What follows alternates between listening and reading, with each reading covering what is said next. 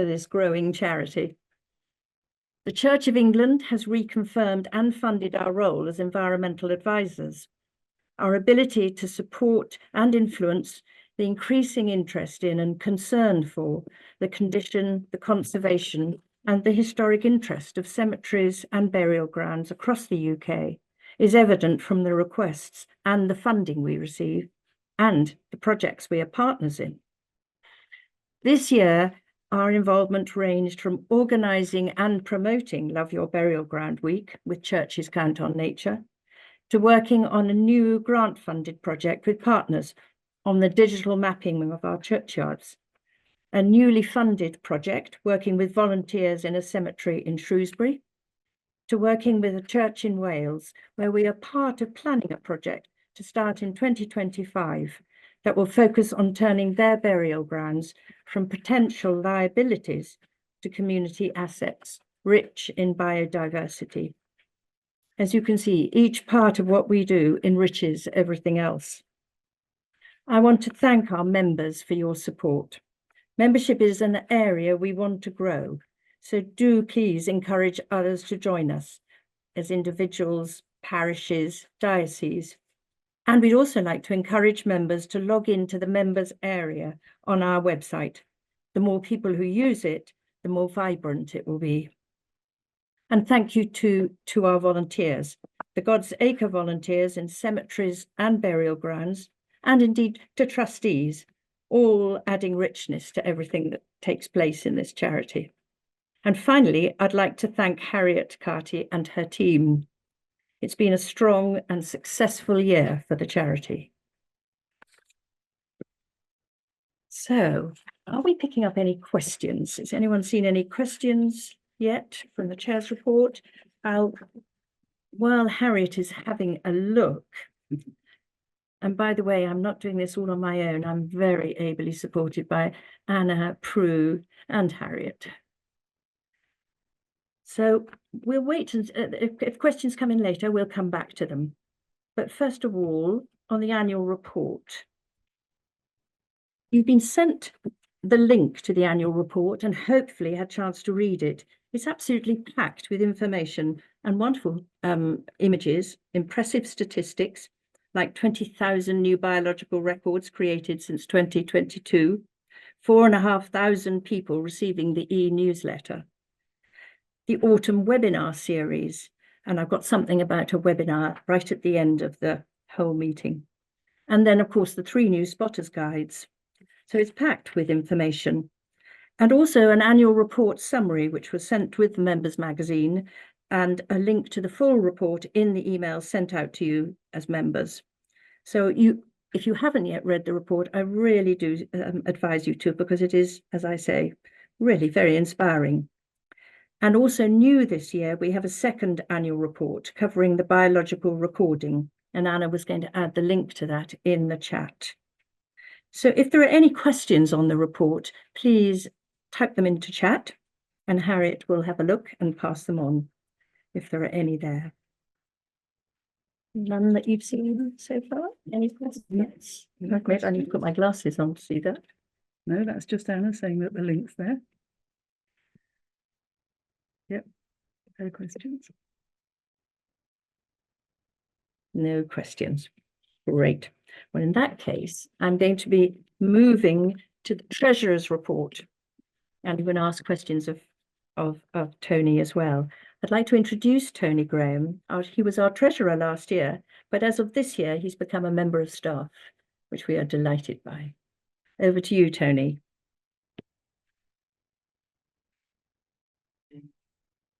Hang on.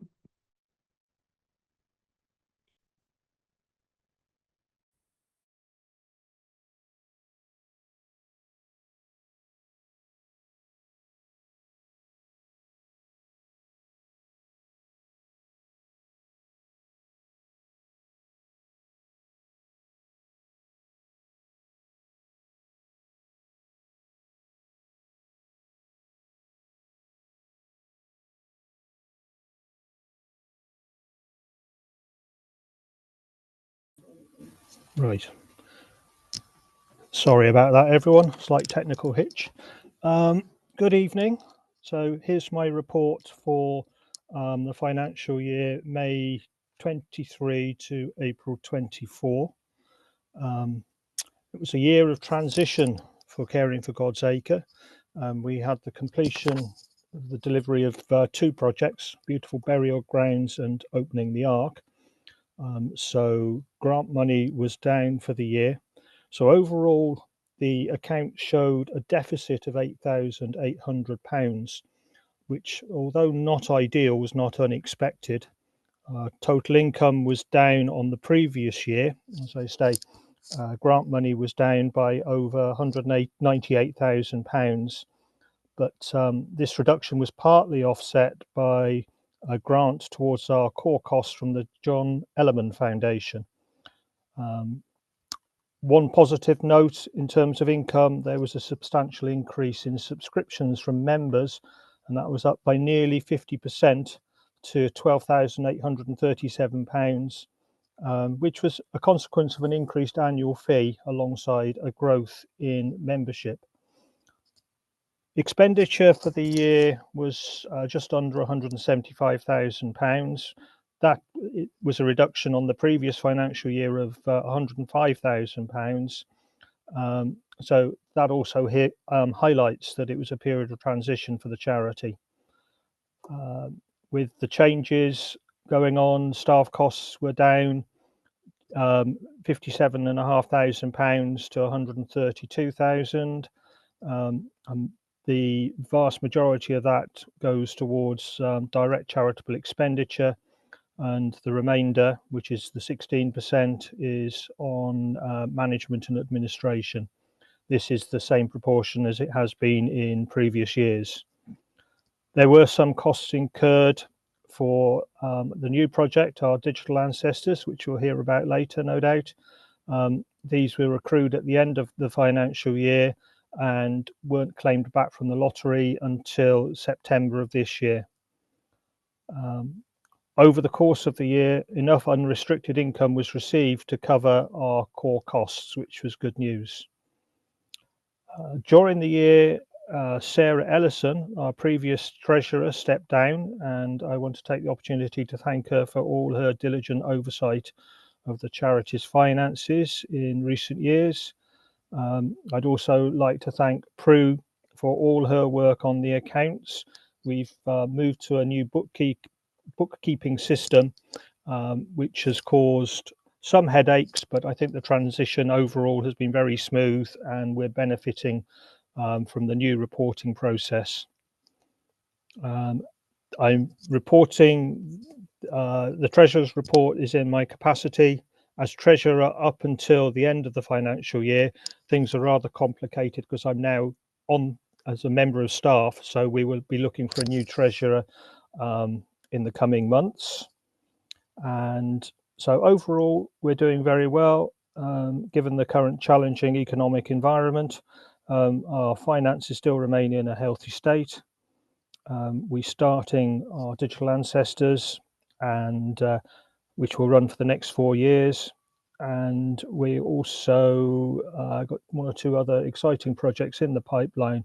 So overall, the future looks bright, and I look forward to continuing to work with my colleagues here over the coming months as we move forward with the charity.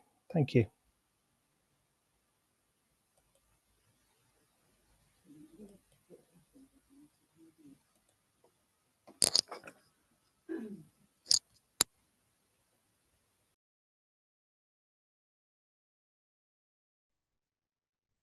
Back to me, I hope. Back to me. Thank you very much, Tony. It's good cheering news there. Finally, in this part of the agenda, I just want to talk about somebody who's been absolutely key to this organisation and who is leaving this month, and that's Andrea Gilpin. Andrea's conservation specialist in her role as an ecologist, but also an expert communicator on managing burial grounds for the benefit of nature and for people. Many of you will have worked with Andrea, come across Andrea, received advice from Andrea. She's worked for the charity for 21 years, since 2003, and will be leaving to concentrate on her many other skills, largely, I believe, her photography, in which she seems to be doing very well. So an enormous thank you to Andrea for her years of dedicated contribution. And I'd also like to welcome our two newest members of staff, Dr. Josie Wall and Dr. Rachel Askew. They've joined to work on our most recent funded project, our Digital Ancestors. And if there's an article by Josie on memorials in our members magazine, The Beautiful Burial Ground, the one that came out in this autumn, and it's full of interesting detail and also rather wonderful photographs. So I look forward to hearing more from Josie in the future. But now we've come to the end of the annual general meeting, and we're going to move from business to the wonderful world of Swifts. So while that is getting set up with Edward, I'm just going to give an introduction. So Edward, a very warm welcome. Edward is a champion of these glorious birds, which used to screech up and down our streets, around our houses, gardens and churches, and are now gone or much reduced in number.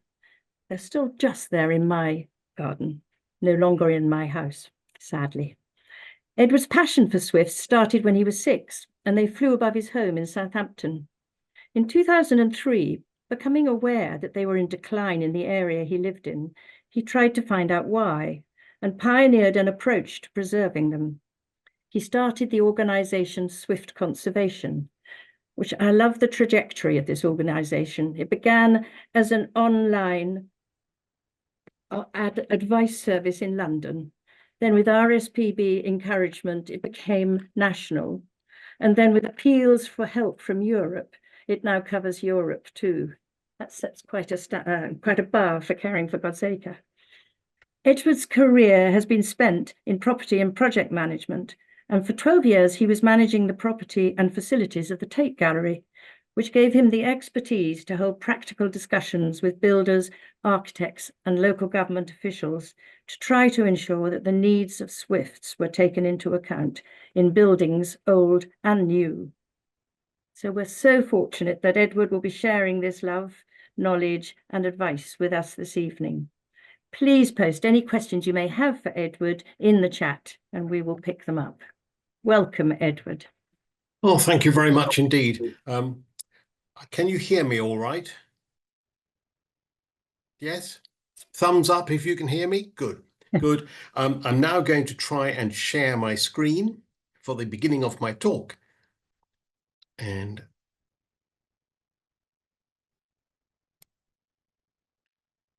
yep, I think that's it.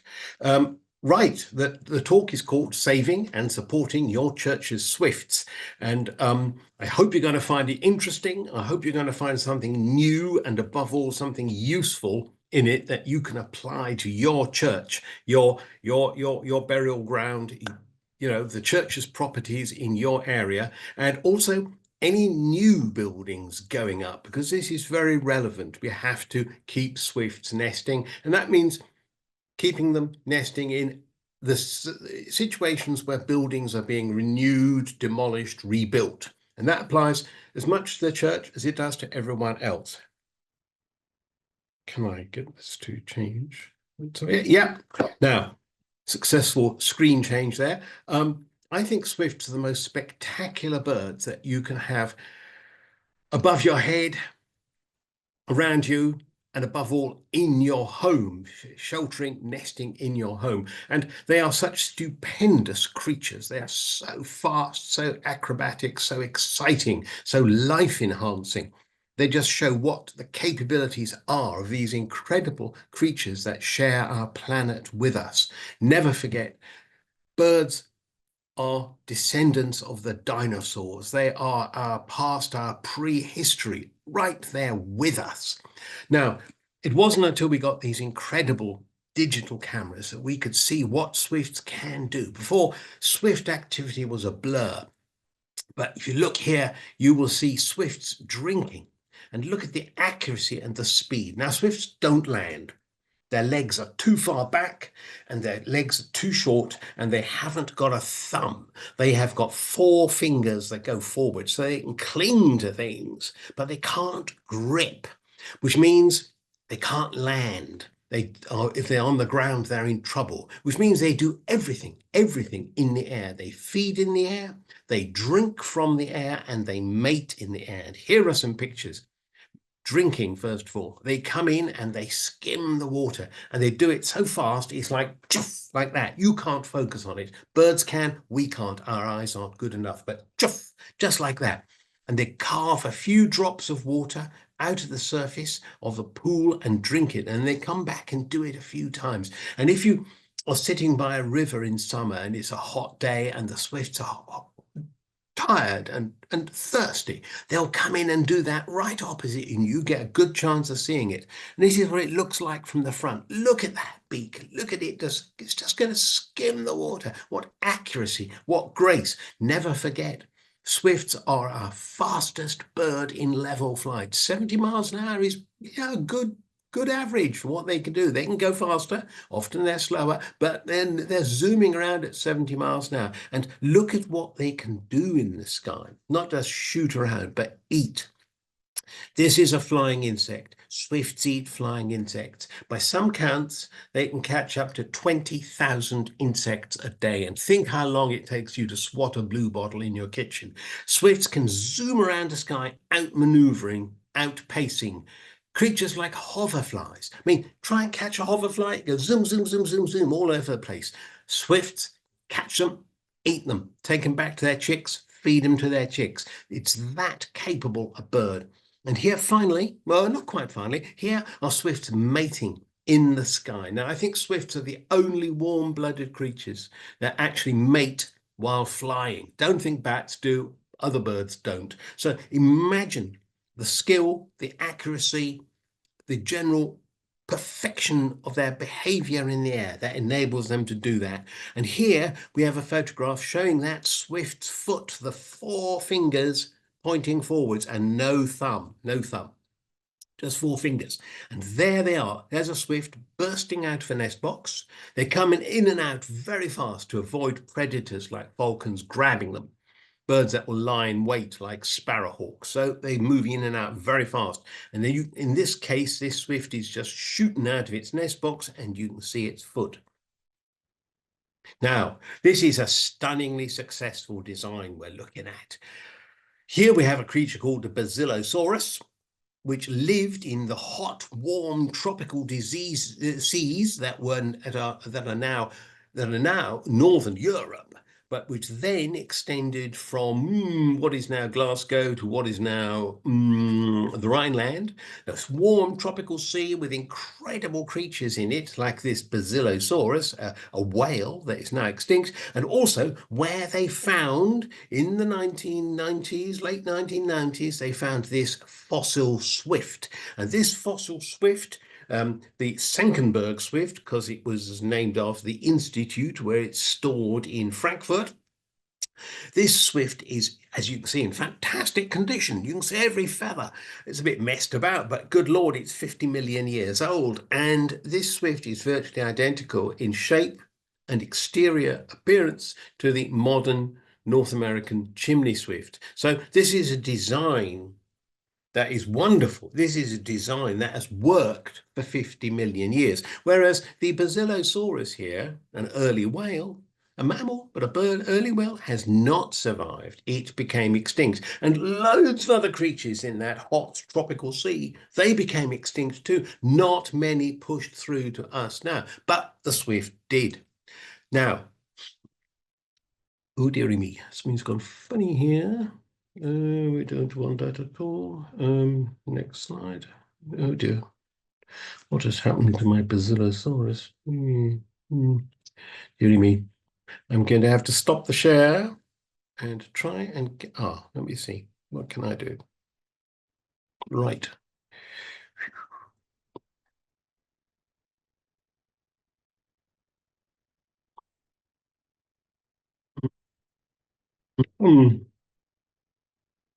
Sorry, I've had a problem here. I'm going to have to stop sharing. Or can you see animating my skies? Thumbs up if you can see animating my skies. Good. Okay, we'll just go on from here because something's gone wrong with my presentations system here. Now, this is what Swifts do for us. They animate our skies. And here we have pictures from the back streets of Barcelona showing just what excitement and passion you can generate with Swifts in your area, because there's not much here. I mean, these are back streets and they are rather cramped and grim and dark. And I mean, okay, in summer maybe, but the view you have from your flat is a concrete wall or someone else's flat. There's not a great deal going on. But when the Swifts arrive in April, they spark the whole place up and it becomes absolutely wonderful. It's just great. You've brought life and drama and action back. And talking about bringing them back, this is a bird that's a long distance migrant. It's only present in Europe for 3 months. It's 3 months. With us, it's May, June, July. In Spain, it's April, May, and June, and then they push off. But you've got 3 months here. The rest of the life is in Africa, mostly in Central Africa. And so we can look upon this as an African bird that breeds in cooler climates in the summer and then goes back to Africa as soon as it can to feast on the insect population of the Congo, Central African area, and where it can, have a really assured source of food and survive until it goes north to breed again in the next year. So we have a creature that eats only flying insects. It's always flying except when it's nesting. It does not land except to breed, and it lands in high holes, places, crevices. Huge migration run. It's the longest migration run of any non-seabird, of any bird that isn't a seabird. This is the longest migration run. And it spends the winter down here, very roughly. Swifts from different countries go to different parts, but it's all basically around about here. I've seen them over Namibia in winter. Great, absolutely wonderful place, some wonderful birds. And then they breed from Ireland right over to Beijing in China. So this area is where they summer. Very roughly, they breed around here. They are faithful to their mates and nest. It's a small bird, but it is faithful. The sexes migrate separately, but join up again every early summer, and if they're still around, and they go and use the same nest, and they hate moving nests. If they have to move nests, they may not breed that year. They're slow breeders. They only have 1 to 2 chicks each year, unlike other birds like blackbirds, robins, blue tits that might have half a dozen to even 15 chicks a year and breed several times. But no, Swifts breed just once a year, 1 to 2 chicks. Not many things can catch them. They're so fast. Not many things can catch them, but they are in decline. The things that catch them are things like falcons, sparrowhawks, and sometimes gulls and crows will attack their nests and try and pull them out. They're in decline, and the reasons for the decline we will go into, but basically the thing that kills swifts is bad weather and shortage of insect food. If it's a really bad cold summer, no insects flying in the air, swifts will get hypothermia, starve to death. Famous for their screaming parties.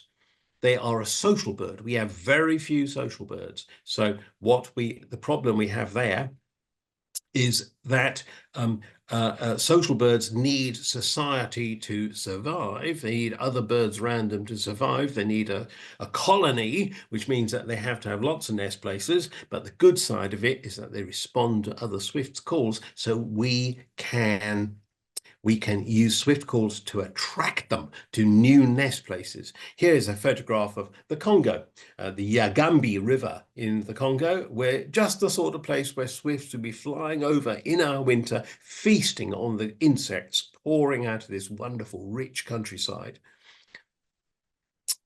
Now, they used to nest in trees, and here we have a sort of conundrum. It was thought for many years that swifts nested in holes in cliffs and rock faces, and sometimes they do. But I have traveled literally hundreds, perhaps thousands of miles of cliffs, sea cliffs, rock faces, and I found hardly any swifts. There'd be 2 here, 2 there, 4 there, but very few swifts. And then we discovered that swifts were using old woodpecker holes. Woodpeckers, you make a new hole each year, and swifts were using old woodpecker holes, and they were using them in the Abernethy forest. This is a bit of the old Caledonian pine forest in north east Scotland. The remnant of a huge ancient forest that covered most of Scotland and much of Britain, I believe. Scots pines. You can see there's all climax forest. The trees are starting to die off and new ones emerge, but there's a progress in this. And as the trees die off, they're very exposed, and woodpeckers will go for them, make nests in them, and then the swifts will move in after the woodpeckers. This bit is an RSPB reserve. And about 30 years ago, swifts started moving in and using the woodpecker holes. And then we found that it was not unusual. This is the Białowieża forest in northeast Poland. And there, at the last count, they had something like 300 swifts nesting in ancient woodpecker holes in ancient hornbeam trees. And here is an example of what it looks like. This is an oak in southern Sweden, and you can see it's an ancient woodpecker hole, and the bark has overgrown the hole. It's been there so long, and there's a baby swift inside looking out. So we think that ancient forests were very important to swifts. But of course, there's hardly any ancient forests left. Most forests are no more than tree farms for the timber industry, and the trees are cropped at 30 years old, and they're monocultural, often alien species, and grown. And woodpeckers are not, the favorite bird in a timber forest. It has to produce perfect wood. So what happens is that the swifts get pushed out. The trees aren't old enough to make good nest places for woodpeckers, and generally modern forests are pretty useless for wildlife. A lot of reasons, but the age and monocultures and intensive cultivation are all part of them, and alien species. So we move on to where do they nest? And swifts are incredibly secretive nesters. They nest now almost only in buildings. And here are some examples. Under pan tiles outside Lincoln, nesting on the roofing felt underneath the pan tiles. There's a swift bursting out. In a broken brick in a wall in Belgium. No idea what happened to this brick, but it's broken. And the swifts, who are great opportunists, found it and moved in. And look, there's tails coming out, or wings coming out of one swift, and the others coming in to relieve it on nest. Here is a post-war British building with anti-bird grills fitted as anti-bird and anti-bat grills fitted as per the building regulations. And a swift has found a way in. It's wriggling up here, and it's going to get between the roof and the pile of tiles here and make its way to its nest. Here is a barn in Sweden, and the swifts are nesting on the beam behind the fascia board here. Here is an English house in Hertfordshire. It's had some soffits, badly fitted, plastic soffits, badly fitted, leaving a hole behind, which the swifts have exploited, and they're going in and out of their nest on top of the soffit board behind this hole here. Now, all this is great. They're very, very safe, very secretive, but they are highly vulnerable to maintenance work and demolition, which often destroy them. So people often say, I never knew the swifts were there. And indeed, you start ripping off tiles, you suddenly find nests. Oh my God, everything's gone wrong. And the swifts lose their chicks, lose their nests. And when the job is over, all these faults have been repaired. The brick has been replaced. The eaves have been filled with anti-bird netting. The soffit board has been properly finished off, and bingo, nowhere for swifts to nest.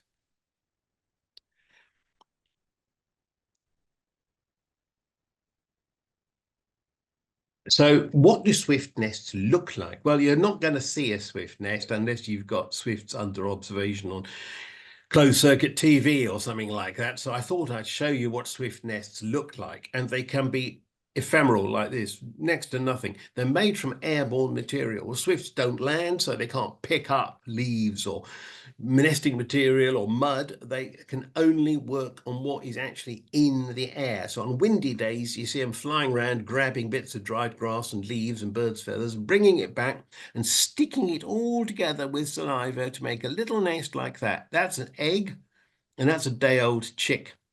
And here is a nest inside a blind box. It's in Tel Aviv, actually, in what's called the White City, 19 Art Deco buildings. And these Art Deco buildings have these big roller blinds. And this sort of roller blind, either metal or wood, is common all around the Mediterranean.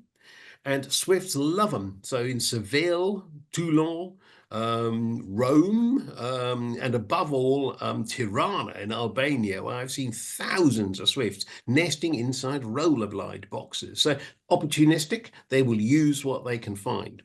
Here we have a pub in Hailsham, where they stripped off the barge boards and they found that swifts had wriggled up under them to make nests on the brick ends of the gable. And there's a very neat nest. And here's another one. They stripped off the pan tiles on this church roof, found mountains of grass and some swift nests, and the rest of the nests were probably, I mean, the swifts wouldn't have brought in all this stuff. There was a sparrow colony there as well. The sparrows probably brought in all this stuff, and swifts and sparrows nested together under this church roof's pan tiles. And here is a nest, which you might not recognize as such. You start demolishing a building and all sorts of rubbish piles up. And here is a swift nest. It's just like a crunched up handful of grass. So this is what you look out for. But swifts are in big trouble. And what we have here is intolerance and all sorts of technical changes. Now, loft insulation is one of the big ones. Everybody has to insulate their loft. You've got to get the heating costs down. We've got to get carbon emissions down. We've got to stop burning up the planet.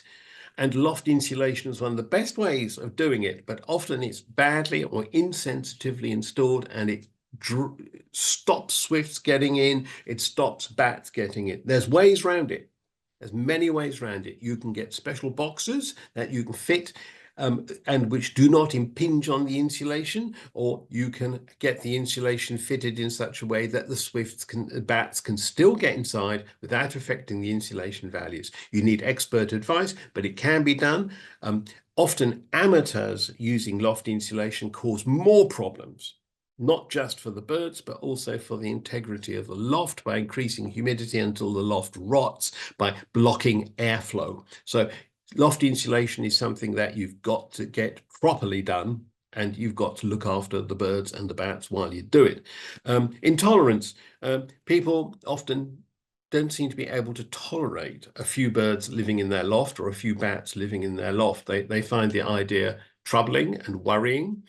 It's like spider phobias and bee phobias. There's no real reason for it. There's no good reason to do it. These birds are not destructive and don't cause any damage, but they buy things like anti-bird and bat cones, and they fit them to their houses even when the birds and the bats have been inside them for centuries and cause no damage at all. And this is unfortunately very common and completely unnecessary, and it is causing a lot of trouble. Often they're fitted as a matter of course by re-roofing companies who just think everybody wants them, so they fit them. You've got to stop it. You can just cut holes in this stuff with a pair of scissors for the birds and the bats to get back in where they were nesting before. It's not a difficult job, but you've just really, if you're having re-roofing done, you've got to watch it. The re-roofers will probably do it to the latest standards with all the latest bells and whistles, and stop your swifts and bats getting back in. Re-roofing and demolition. Often people simply don't know the birds are there or the bats, and they go straight ahead and they destroy nests, eggs and chicks.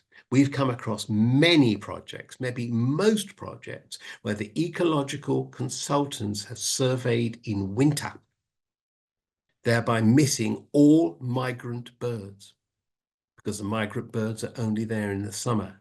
And I'd say that the majority of projects we have come across where there are problems is because the ecologists have surveyed in winter and have missed the swifts, missed the swallows, missed the house martins, missed other summer migrants too, like yellow wagtails. All sorts of things arrive in summer, but the wrong time of year has been chosen for the ecological survey.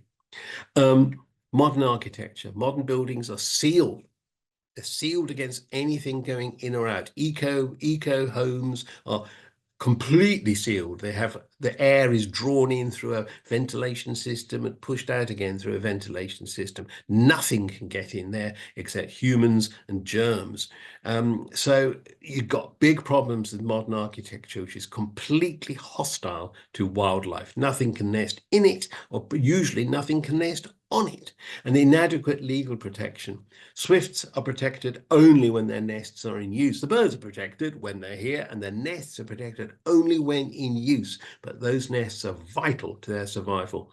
You get really major problems, like these dead swifts were found at the demolition site in Antwerp. A famous warehouse was knocked down one Sunday morning, which gives you suspicions because nobody's around on Sunday morning and you have to pay overtime to the demolition men to work on a Sunday. And they wiped out a whole colony of swifts doing it, and people collected the dead swifts, called the police, and the company involved was fined €80,000. So too late, swifts were dead, but there we are, a disincentive. But the main problem is exclusion. And you can see this is a huge new building in Leicester. You can see it has no opportunities for nesting at all, really. Nothing can nest in it or on it. There's no holes where things can get in. Swallows can't stick their nests to it. House martins can't do otherwise, and swifts can't find any crevices to nest in. Maybe a peregrine can nest on top of it, but that's about it. It is lifeless, it is dead, it is sterile. It's not like the buildings we put up for a couple of thousand years where lots of birds can get in and nest with us, and we can have robins and blackbirds in our gardens. There's no gardens here. It's just a huge, great concrete site. And we're doing this everywhere. We are sterilizing our towns and cities. We are driving out wildlife.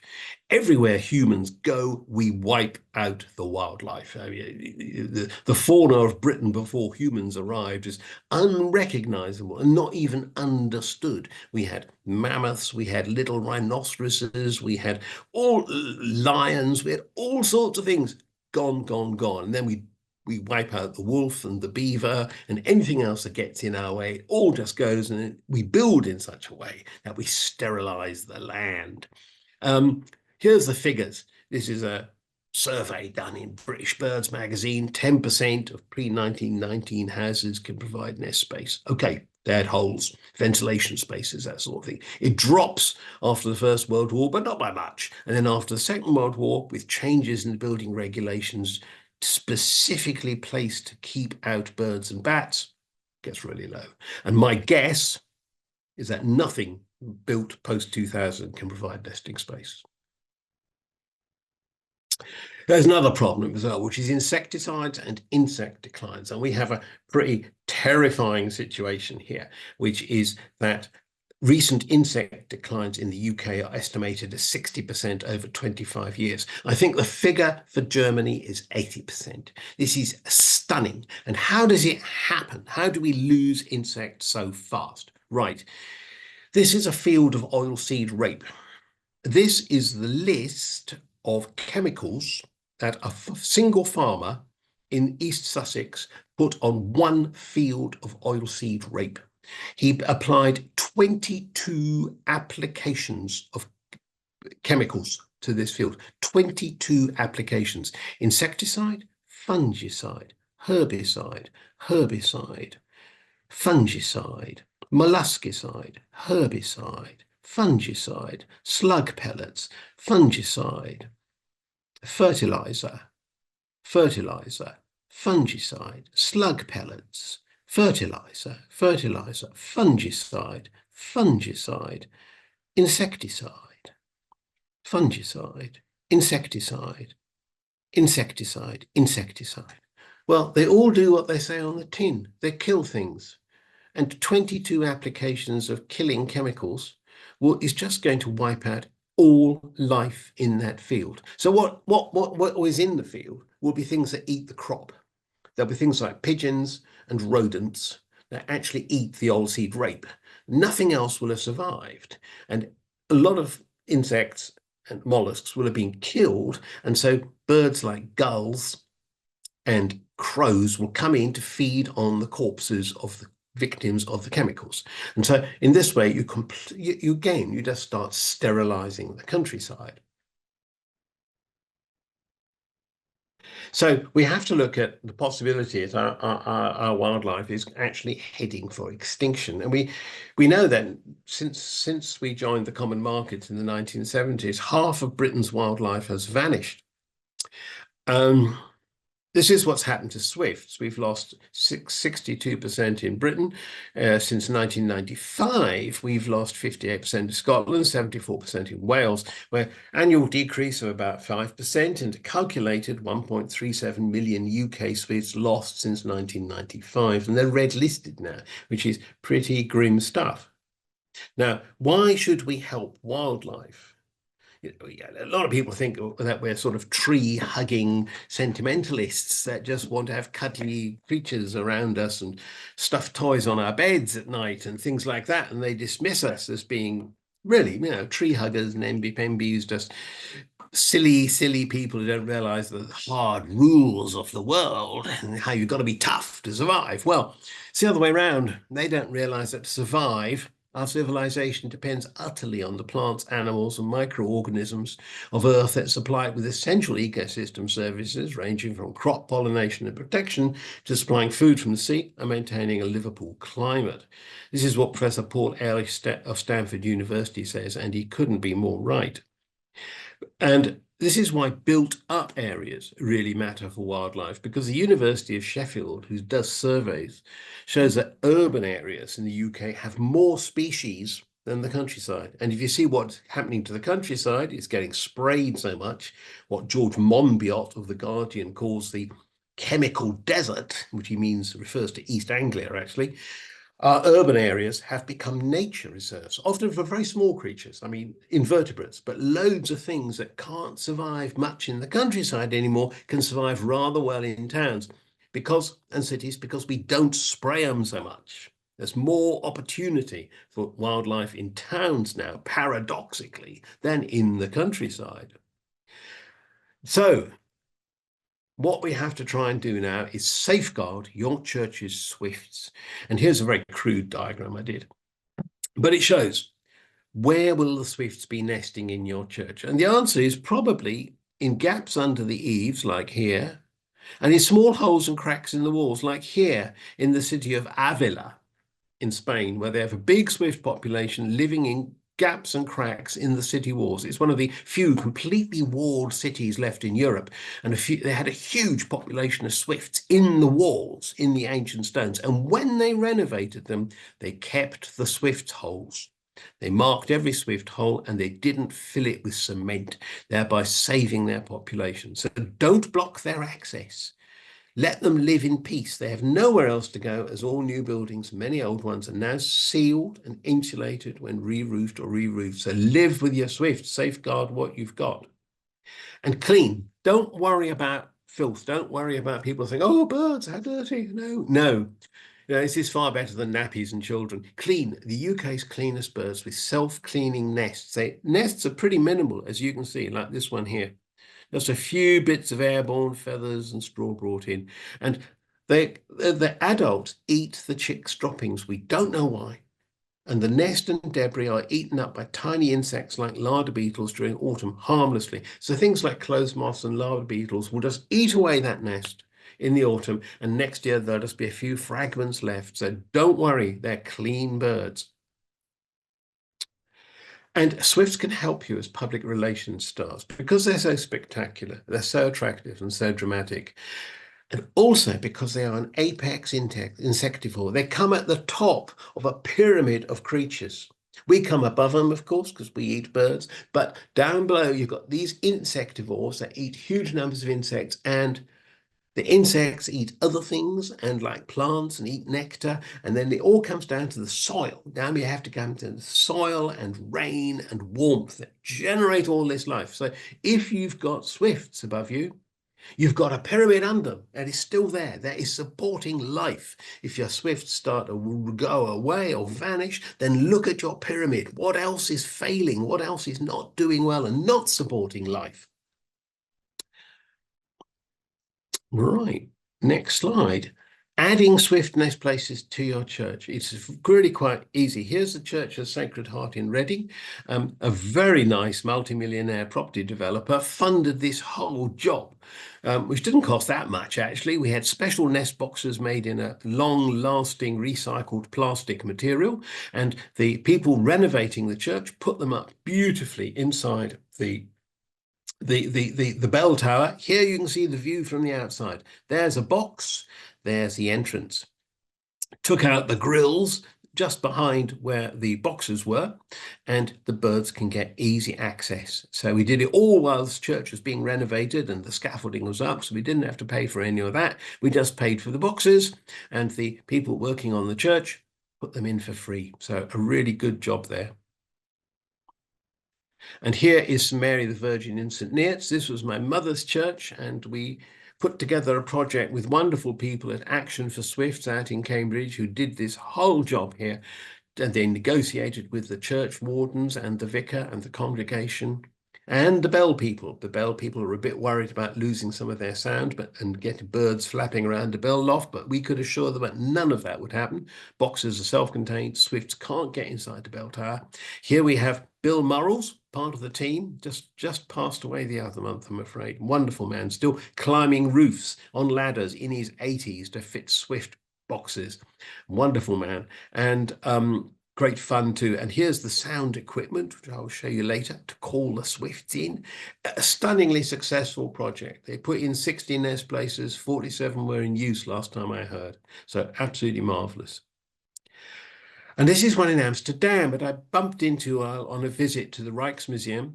This is a city centre swift colony. It's in a bell tower here. It's well supported. It's used for educational purposes. You can see it says Swift Colony in the orange church tower, and it's all about the swifts there. And there's little signs all around it. Really well supported and a great one. And here there are other architectural opportunities. This is Turnham Green Church in London, where they fitted nest boxes inside this wonderful, wonderful tower here. It's beautiful structure. There are the nest boxes. If you're listed grade 1 or grade 2 star, negotiate with the diocese. This is St Albans Cathedral and Abbey Church, which is grade 1 listed. See all the Roman bricks. And somehow or other, they've got permission to fit this absolutely horrendous looking pipe here. And also some Schwegler Swift nest boxes, which surprised me greatly that they'd got permission to fit them, but they had. So it proves it can be done. Whether you're a plumber or a swift nest boxer, you can get things fitted to grade 1 listed churches, so negotiate. Your local attitude seems to vary a great deal. See what is acceptable in your diocese. There's usually a way to do it. And use Swift calls to attract them. I mean, this Swift call CD system seems to work really well. You can see what people say about it. We sell it for £7 by post, and we sell the MP3 recording, which you can put on a data card and put into this sort of amplifier here. We sell that for £2 by post, by email, with full instructions. And a call system like this is going to set you back about £60. We can send you instructions on what to get and how to get it. Do Swift walks and record swifts. It's so valuable. Your congregation can work for conservation. And get little parties together, look after dawn before dusk, count the low-flying screaming swifts at rooftop height, note the exact locations, and then protect them. And then use Swift Mapper, a free app from the RSPB, and wonderful little bit of kit. Get it onto your mobile phone. You can record your swifts, and they go into a global database where everybody else can see your local swifts, your recording of swifts. When you go on holiday, you can record swifts in your holiday area. It goes across Europe, people using it in Spain now. So use Swift Mapper. It's a really nifty bit of work, and it's free from Google Play Store. Organised Swift summer evenings. This was our one a few years ago. Have a party, spot some Swifts, get everybody enthusiastic. We did this at West Hampstead's Czech and Slovak Cultural Centre. Fantastic sandwiches and fantastic beer. Wine too. And the Swifts were outside over their beer garden. So it's a good, nice thing to do. New nest places suitable for churches outside the towers are these nest bricks. If they're having renovation done, you can get nest bricks. You can buy this one for about £35. This one's more expensive. They will make them, both companies will make them to match your bricks. These people will even do them in marble or whatever stone, Portland stone. You can buy Swift nest boxes, which you can fit under the eaves if you can get permission. Here are some Swifts this is at Brighton General Hospital, actually, where they were nesting in ancient ventilator bricks that crumbled away, and they replaced them with these special Swift nest bricks, same colour, and the colony was now bigger than it ever was before. Where to put nest boxes elsewhere? There's no standard answer. Swifts like it not too hot, not too cold, not too windy, not wet. So choose your site accordingly. And don't place flat top boxes on open walls where they may cause a damp patch from snow and rain accumulation or offer perches to predators and feral pigeons. Use these sloping topped boxes on open walls and flat top boxes like here, right under eaves. Here are 4 Swift boxes and a bat box, and they're successful. You can use Swifts to add aesthetic elegance. Here is a project in Tyre Street, Battersea, London. It's a block of flats, but it could be a new church. I mean, it's not dissimilar sort of architecture, you know, high, thin, beautiful. The people who did this, we advised them on how to fit what size was needed of entrance holes and cavities, what sort of sound system to use.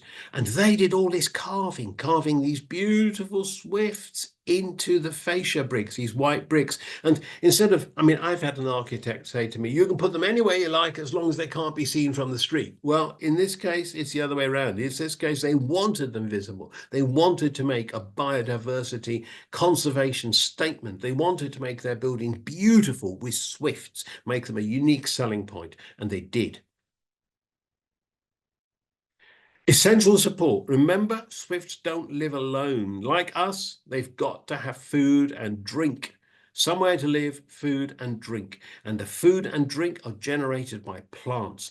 And we were taken to see this wonderful garden. This is Andy's Eco Garden in Edgware. Andy bought this site, and he gardens with no chemicals, no insecticides, nothing. Look at this garden. It's absolutely glorious. It drives me mad with envy. And no chemicals, no poisons, no fertilizers, just life, unaffected life, unboosted with any horrible chemicals. Nothing is killed to make this garden beautiful. So plenty of insects for insectivorous birds to eat. Insectivorous birds are suffering the worst in Britain. Birds like cuckoos are going to become extinct within a few years. And other birds like spotted flycatchers in general, are vanishing from Britain. No food. Andy's Eco Garden, you copy it, you will support wonderful creatures, wonderful, wonderful treasures of the earth. He even breeds mosquito larvae in this little tank here to feed his fish. He doesn't buy fish food for them. He gives them real, natural, live food, and they have the time of their lives chasing around the tank and eating them. So you can do it all. It all can be done. It's all possible. You must just keep trying. End churchyard biocide use. Now, France has banned the use of pesticides in all towns, villages, cities and gardens this year. Farmers can still use them, but no one else. Here's a sign in Nice, in a Nice park. Zéro pesticide, vous entrez dans un espace naturel. They're proud of it. I've seen the same signs in Nancy. They're doing the same in Strasbourg. Paris hasn't used any pesticides. on its parks and gardens for at least 10 years now. And they're still there. They're still wonderful. And they're employing more people to look after them. So please stop poisoning insects, birds, mollusks, rodents, and even hedgehogs.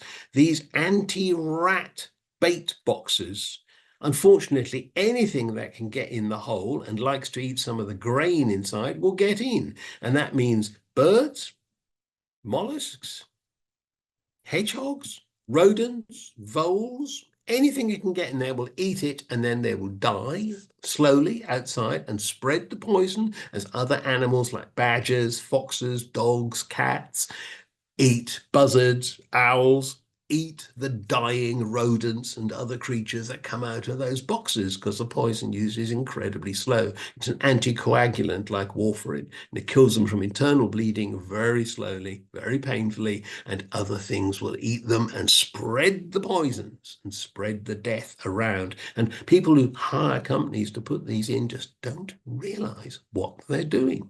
And please stop cutting the grass. We need the wildflowers. We need the pollinating insects to support our existence on this planet. And if France can do it, why can't we? Now, this was an interesting project. I've almost finished, just coming to the end. This was Harleston in Norfolk, and they used swifts.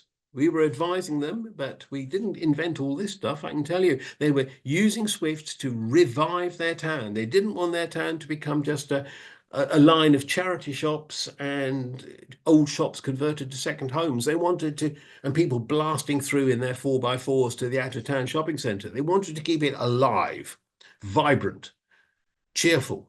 They wanted society to benefit from a living town. And they do all sorts of things to support swifts.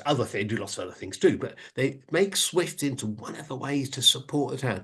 They have a flag waver who goes up and down the main street waving flags for all sorts of events, and he welcomes back the swifts with a welcome back flag. And then they get the kids at the high school to make on their silk screening machine all these flags of swifts, including that one, and they hang them up and down the high street when the swifts come back to welcome back the swifts. And they also have the flags of all the countries that swifts fly over on migration to teach people about the countries of this amazing African bird that traverses the whole of Africa, the Sahara, everything, to get back to us to breed, and then goes back again. So people learn things, and then they get all the kids in the tiny tots to make all these swift mobile cutout paper things. They get these ladies to make them into gigantic mobiles, and then they get these chaps to put them up in the church and the other main public buildings in town to celebrate the swifts coming back. Well, they get these chaps to make nest boxes, put in sound systems, and fix them on anybody's house that wants swifts. So what do they get? Well, they get economic benefits. They get people coming into town to see the fun, have a drink, have a meal, go to the farmer's market, go to the antiques market, go to the shops, generate activity, economic activity. They get social benefits. Loads of different people learn about swifts, start talking to each other about the project and their part in it, and cooperate on the project, who might not otherwise actually meet each other or have any common aims to go for. So they start working together. They get social benefits, educational value. Everybody finds out something. Cutting out mobiles, making nest boxes, sound systems, putting up mobiles, print screening, lots of stuff. Everybody gets some educational value out of it. They learn about swifts, they learn other things too, and they feel good because they're doing something. They're doing something rather than sitting back and saying, oh my God, the world is going to hell in a handcart. Isn't it just awful? They are stopping the world going to hell in a handcart, and they are feeling good about it. They're taking positive personal action. Self-help can be best help.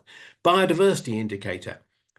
They can watch their swifts, and if they're doing well, they know their biodiversity is doing well. And if their swifts aren't doing well, they know something's going wrong and they've got to do something about it. By watching the wildlife, they know how the world is going around them. They aren't just looking at their smartphones, looking at their screens and shuttered off from a world which is going wrong.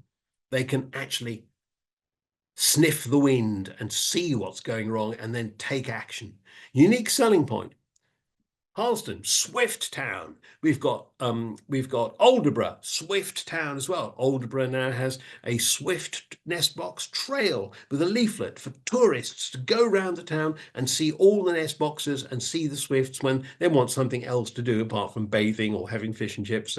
There's another activity in Aldeburgh, a unique selling point and an activity generator. Get people doing things, get people moving, get them healthier, get their brains active, get them talking about things, and society improves.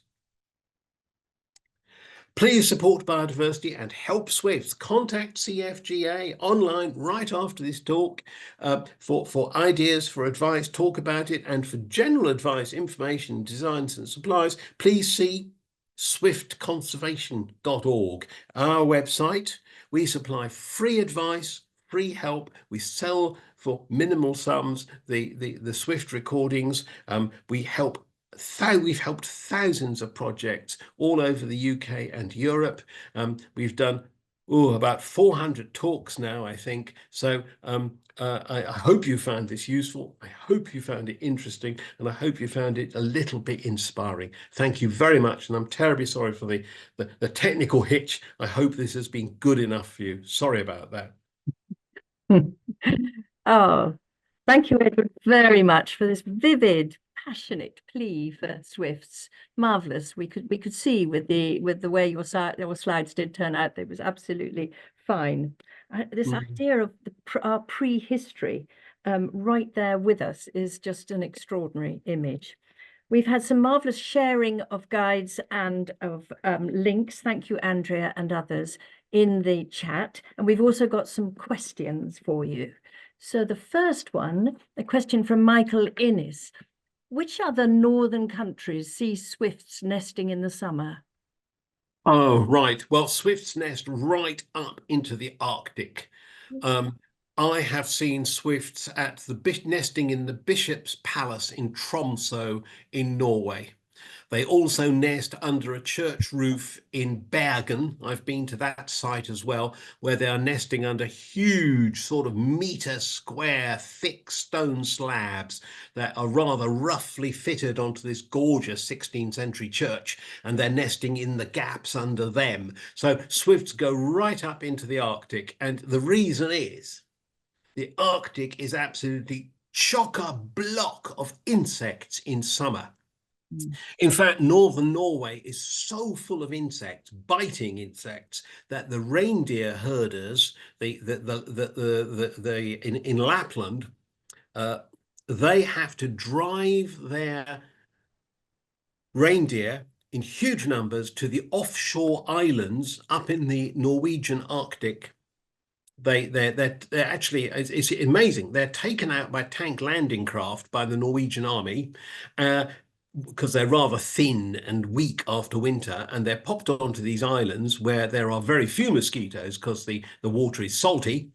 And then at the end of summer, the reindeer herders swim them back across the sea to Norway again when the mosquitoes have subsided. But when you're up there, I mean, quite a lot of bird watchers and bird people working up there have to have sort of anti-mosquito suits. So what you find is that huge numbers of small birds, waders and swifts, head up to the extreme north to breed in summer, feast on the insects there, and then move back down, basically to Africa, to feast on the insects there. Because what you get in our summer, Africa dries out and the insect population drops. Not totally, but it drops.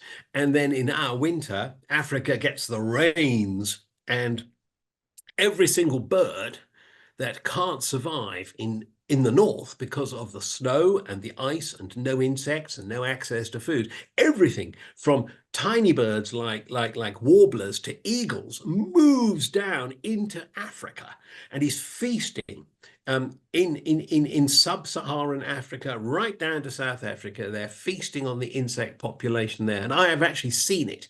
I was in Namibia in the winter, and as soon as it rains, tiny bit of rain, as soon as it rains, the termites start flying out of the those crazy earth termite mounds that go out like 20 feet. The termites start pouring out of the termite mounds, and birds assemble from absolutely nowhere. All of a sudden, the sky is full of birds, and they're all eating termites. And then when the rain stops a few minutes later, junk, the birds have all vanished. I mean, on my second day there, got up after breakfast, there was a tiny shower. And immediately swifts were pouring through the sky. 6 species of swifts were pouring through the sky above us, eating all the termites. And then rains off, thump, birds vanish. But even hornbills, big birds like hornbills, are moving in to eat the termites. So fantastic. I mean, if you can go there, if you can go down to Namibia or Kenya or Tanzania, Botswana, you will see this in winter. You will see this and you will be totally amazed. Everything moves down. I mean, I have been in the Middle East and I've sat on the beach in Eilat, and all morning steppe eagles were migrating over my head. They're coming out of Central Asia and Russia, because it's snowy, there's nothing to eat, they can't find rats and mice and all of those rodent things to eat, so they move right down to Africa, and in Africa they eat anything, including locusts and termites. So the movement is total. I mean, all that's left up north in winter is snowy owls and ravens, and everything else has gone. But in summer, it all goes back, and the place is crawling with birds. It's great. Yeah, there we are. Wonderful. Places to go for our next holidays. Namibia is fantastic. I mean, I haven't been to the other countries yet, but No. Namibia was just, yeah. Well, this next question is a more detailed one, so I'll read it out to you. Hi Ed, this is from Jay Darby. What is your view on ringing swifts whilst in the nest? We have relatively easy access to the chicks in our church tower and have ringed 21 chicks and a few adults over the last couple of years, but are concerned that the benefit of ringing does not outweigh the inevitable disturbance and stress caused. I am dead against ringing of swifts. Something like 1 million swifts have been ringed in the past 100 years, and only 12 have been recovered south of Morocco. It's a completely pointless process now. We find out pretty much all we need to know about migration from data loggers, which we fit to a very few swifts, and which give us a huge amount of information. Ringing swifts is very disturbing, very hazardous. We hear of fatalities and injuries. Swifts are very delicate birds. They will desert the nest easily. Just don't do it. Just leave them to live their lives. Leave them to get on with life. They've lived without us. They don't need us. We're not going to find out anything from ringing that we don't know already. Great. Well, you've got that message, Jay Darby. Another question. Please explain a little about fledging. Do you ever see the parent birds with their offspring together in the skies? As far as we know, no. But you see, all swifts look the same. So you have a sort. I mean, I've got a friend who recognizes his swifts by he puts a little dab of snowpake onto one of their primary feathers, and by the position of the snowpake, he can see which birds are in which nests. And of course, the feathers fall out after a while and are replaced, so they don't carry the snowpake around forever. But no, the swift chicks fledge alone, usually at night, usually when the parents aren't there, and they fly straight up into the sky. Sometimes they are met by other swifts, sometimes they're met by house martins. We have no idea why. And then they just vanish. So they migrate. They can actually migrate alone. An incredible thought. I've seen swifts migrating in loose parties and also alone all over the landscape. I've been in several situations where swifts have been sort of concentrated by the coast and the weather, and they've come down. I've seen them coming down the Lancashire coast in bad weather in loose groups. And I was also sitting at the foothills of the Pyrenees in northeastern Spain. For several days, I watched swifts crossing the landscape into France, and they were just one single birds every few hundred yards. A single bird would be migrating across these rolling hills and going around the easy way into France over the sea coast. So the migrating strategy of swifts is that they can do it alone. Or they can do it in groups, but usually what concentrates the groups seems to be geography and weather. No, they don't migrate with their parents. No. Another question here. How high do the boxes need to be? Well, we say a minimum of 5 meters. Swifts will nest lower, but it makes them vulnerable to vandalism and to cats. So we say 5 meters, it's about 15 feet is about a 2-story house, that sort of thing. 2-story building is a good, safe measure.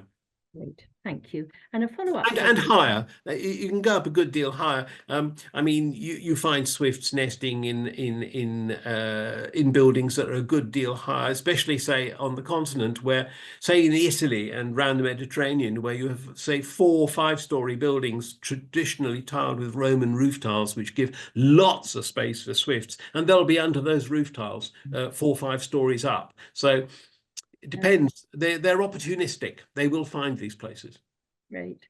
And a follow-up question, is the UK a particularly poor performer when it comes to swift survival? You were talking about the tremendous insects in Tromsø, Yeah, like that. yeah. I think the answer is that swift populations in Spain and Italy and southern France and around the Mediterranean are much denser than in Britain and much better because they've stuck to traditional roofing systems. Because their historic building protection is rather better than ours these days.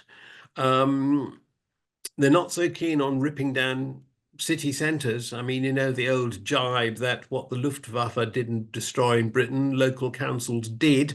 I arrived at Nottingham University in 1967, just as Nottingham Council was destroying the last of the medieval heart of Nottingham to build a shopping centre, which is now abandoned. You don't get so much of that on the continent. They've, especially Italy and Spain. I mean, Germany's different because it was bombed flat, but especially Britain and Spain, some parts of France, they've treasured the historic heart of their cities much better than we have, and so the swifts have continued to find access. Oh, well, I'm delighted for those countries, but hope we can, with your great enthusiasm, we can do it. We can do it. them up. We simply have to get builders to put in swift bricks. We simply have to get new build, which is going. I mean, this is a government that is committed to building, I know, many hundreds of thousands, if not millions, of new homes. If they spend £35 extra per new home, they can put in a swift brick. It's nothing. You know, I've worked on building projects. I mean, I worked on one building project where the desk lamps in this block of offices cost £675 each. I've worked on projects where people were specifying taps for their bathroom that cost like £2,000 per bathroom just for the taps. So do not, it is not financial. It is a psychological problem. We have got to get people to understand that they must live with wildlife. If they don't want the world to vanish around them, they've got to support wildlife. Until we can get farming de-chemicalized, which it seems a pretty long shot, but until we can get farming de-chemicalized a good deal more than it is likely to be, we are going to have to support wildlife in our cities. And to support wildlife in our cities, we need to make small but massive changes. It's like 1 brick per house or 2 bricks per house, but it has to be on a huge scale. We've got to do it. And we've got to also to follow the French in de-poisoning our towns, our parks, our gardens. If we can follow the French, if we can spend £35 to £70 per house, putting in swift bricks, bat bricks too, we can roll the situation back. but we've got to do it. And we've got to get the government to understand that it has to be done. And unfortunately, our last government would not listen to anything like this. And I'm not so sure about our present government. I've written twice to my local Labour MP offering a free briefing on biodiversity and urban matters for her staff. I've not had any reply. So we have got to push. There's a misunderstanding out there of what the issues are. People think, I think, that we're sentimental tree huggers and that we're nothing but a nuisance. They don't understand that we're talking about the survival of humanity. We're talking about food. We're talking about fresh, clean water. We're talking about supporting wildlife around us. That is ultimately part of our survival pyramid. You can't do anything with persistently poisoned fields that have been sprayed with chemicals for 50 years. Everything is going to die out. Our land is going to become barren. So we've got to make these small changes, and we've got to get local councils are quite good at following this up. People like you, Caring for God's Acre, you can really push it around the churches. The churches can really push it to their congregations. Local councillors can pick it up from parishioners. But the central government appears to be in a bubble. And they've got their big issues. They've got a lot of trouble on their plate. America is going to be a really bad example to everybody. But they've got to fight back. They've got to understand what the issues are. They've got to take steps. Otherwise, you know, the cuckoo, you will be talking about the cuckoo to your grandchildren as something that vanished. Turtle doves vanished. Loads of other species vanished. And we will be all the poorer for it and much more vulnerable. Biodiversity is like a brick wall. You can kick out any number of bricks and it still stands up, but kick out one too many and it comes crashing down. Gosh, thank you, Edward, for that passionate and detailed rallying cry. So I hope all of us who are listening will go away and think about what they can be doing. And of course, I'm sure you will. I'm sure you will. Of course, the charity talk to your local councillors. Yes. Talk to your local government. That's where it starts. Talk to your congregations. Get the word out. Get the church moving behind it. Excellent. Thank you, Edward. And thank you. It's a pleasure. Thank you to everyone else who's joined us this evening. Thank you to Tony for his contributions. Thank you to Prue and Anna and Harriet, who have helped us with this. I have one last message to you all, which is a rather wonderful Christmas wreath making workshop, which has suddenly become available through Prue's great offices on the 10th of December from 2 to 3 p.m. on Zoom. Members get it much cheaper than anyone else, and it's with Laura Wilgoss of Wild Goose Nursery, which is actually not far from here, and it's a nursery garden gardens for nature. It's a very special place. Their insect count is fantastic. So do sign up to this. As I say, it's live on our chat and on our website as well. And I'll finish by just saying, look forward to a successful 2025 for Swifts, for Caring for God's Acre, and for all of yourselves. Thank you and good night.